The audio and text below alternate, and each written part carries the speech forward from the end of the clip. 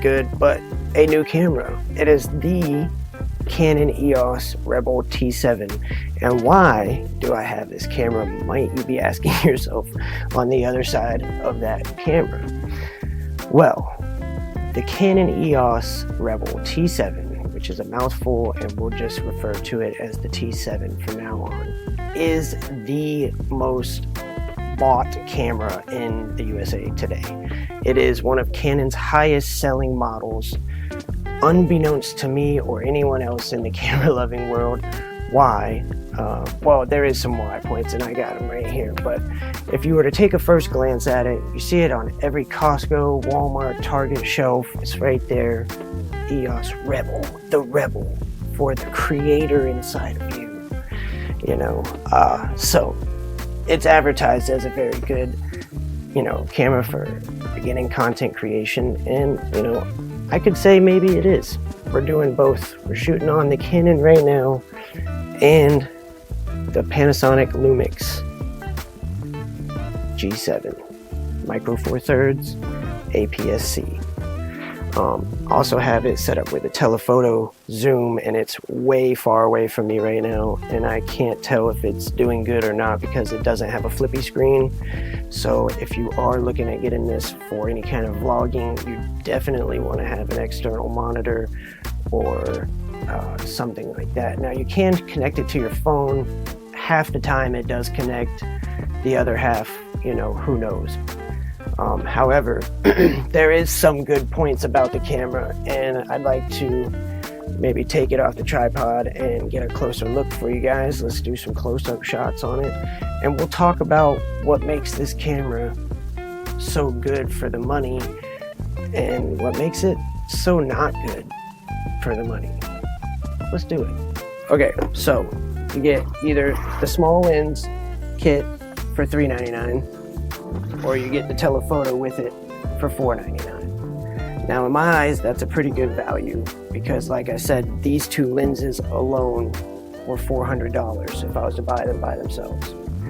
I scouted this bundle, which is in pretty immaculate, good shape. You know, if I could get it to focus. There you go. It is in overall really good shape. I got it for $300. In the original case, original lenses. It had been used one time for a family vacation, and the girl didn't want it anymore, didn't need it, and so she got rid of it. $300. So I got it $100 cheaper than its base price with one lens, and I got both lenses with it. Now, the reason why I wanted this camera in the first place is because I was looking for EF glass and a speed booster for my Lumix G7. Basically, I was already in the market for these two lenses here, and just so happened to luckily stumble across the whole combo, because I've seen this camera in Walmart thousands of times. Never looked at getting it before. I've always thought, man, that's just probably going to be a cheap piece of crap. Well, you could say that. It does feel somewhat cheap in the hand. It's plasticky, hollow shell, you know, it's not the best, but it gets the job done. It does great, especially for stills. Okay, you get a clean 1080p 30 frames per second and 1080p 24 frames per second in video mode. 30-minute record limit. You can do 60 FPS, but it's only in 720, so it's not full HD. There's no 4K whatsoever. But for stills, you can do, it shoots raw images. So it has the raw codec for still images. I'm not sure on video because it's not very clear what it does in video. It doesn't have an option to choose the codec for video. So I'm imagining it's just standard JPEG, MP4. However, the still images shoot 14-bit raw, so that gives you a lot of data for, you know, post-processing, and you can really change the highlights and push the look of the still images that you're taking with this camera. So with that being said, I'm not very big into photo editing yet, but it's giving you the room to push and pull the colors and highlights and shadows and change stuff if you so choose. I will throw on the 18 to 55 and get some kind of close-up face shots, if you will, of what it looks like, and we'll go from there. But for $300, it was definitely worth picking up. I will say that. What you see here that I've got, plus the bag and all, for $300 was a great deal. So I don't green there, and I don't know. I need to. All right, so we have here the Canon EOS Rebel T7, and we are filming with the 18 to 55. Right now I have it hooked up via HDMI to my computer monitor for the autofocus. Is it autofocusing? The loudest, literally the loudest autofocusing motors I've ever heard thus far. Oh wow, it's not even in focus. Oh. Like it wants to do it, and then it just...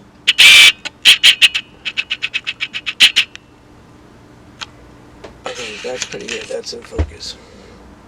So now we're focused in. So this is 1080p, 30 frames per second, and we'll see how it looks after post. I can tell you from my screen now, she's not looking the happiest, but this is just arm's length from me to you, and testing out the video function. Like I said, in the beginning of the video I have some footage from the telephoto zoom here, but that footage is not, I don't know, it's not the greatest. It struggles autofocusing with that telephoto zoom, but you know, that's just that's the processing of this camera. You know, it's just not the best.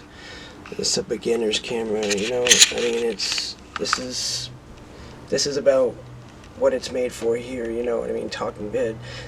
I mean, essentially for this, other than,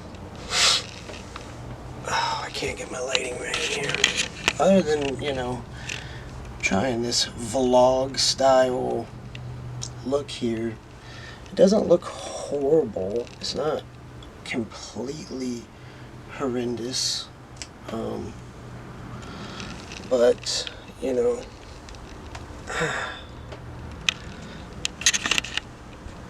pretty sure it's all on auto white balancing right now, and everything else is set to auto, I believe. What do you think? I know my lighting's horrible right now. Let's see, does this help? Bam. Bam. Bam. It's a different kind of light. Oh, there we go. That's 5K. That's 5K. 5K brightness. Hey, there's the Panty Boy. Panty Lumix in the background. So, who's this camera for? Well, I can tell you certainly it ain't for me, Chief. I much prefer the 4K out of the Lumix G7. Albeit more expensive, it's worth every penny of it. I mean, this doesn't look bad. The more I'm looking at it, it's hard to not... Oh, what I do? Zoomed in. And it does have zoom. I mean, it's keeping that focus. It's crisp. It's hard not to look in at the screen, and I'm trying to I'm used to having the screen right in relevance to the camera, so when I have to take my attention to the screen,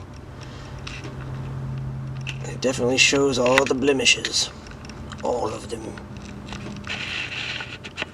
This is one of the best videos I've made thus far. At least I'm having the most fun anyway. So the Canon EOS Rebel T7, who's it for? Well, like I said, if you're a heavy video-centric channel and that's what you're going for, this is not it. Now, if you're a photography channel and you need something to get started with and start videoing, this will do it. I mean, look at what we're looking at right now. I mean, it's passable, especially you suit it up with some good audio like the AnchorWorks M650 wireless lavalier mic. I am recording audio through my Panasonic at the moment. However, the Anchor 650 has internal storage, so you can download that to your computer and then post-process it and add it to your video. It's a little more work, but it's worth it. The EOS Rebel T7 does not have a 3.5mm headphone jack, unfortunately. It does have mini HDMI out, and that's what I'm using now to monitor myself, and it does show you output while it's recording, unlike the Lumix, which cuts off. So if you have an external monitor and you plug it in and you want to watch yourself while you're filming, it's going to cut off. So that's a bummer about that.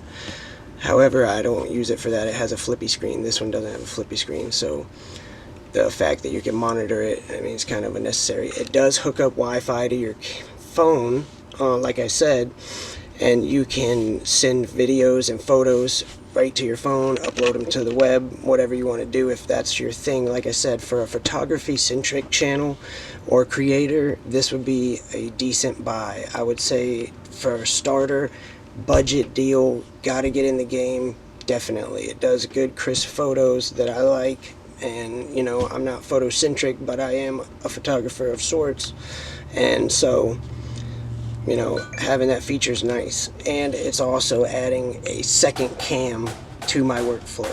So for that, $300 for me was definitely worth it to get in. Now, especially if you're on the upper side, you pay $500 for it brand new. That's great too, because now you're guaranteed to have your warranty and everything. So I would say definitely worth it's definitely worth the money. I would say pick up the CanonEOS T7 if you are a photo-centric photographer type creator, channel, whatever. If you're video and you're going for a crisp video with that 4K, make your eyes bleed crispness in the blurred background, then this one ain't it for you, chief. However, if you're on a mission like I am to score a bunch of different glass, hey, like I said, $300 and I got $400 worth of lenses from, you know, Canon EF lenses. So it was worth it in that aspect too.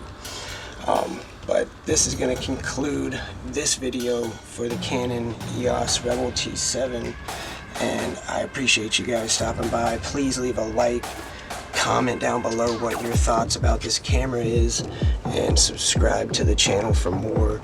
We'll be bringing back some bangers. I have some new lights that are supposed to be coming in today.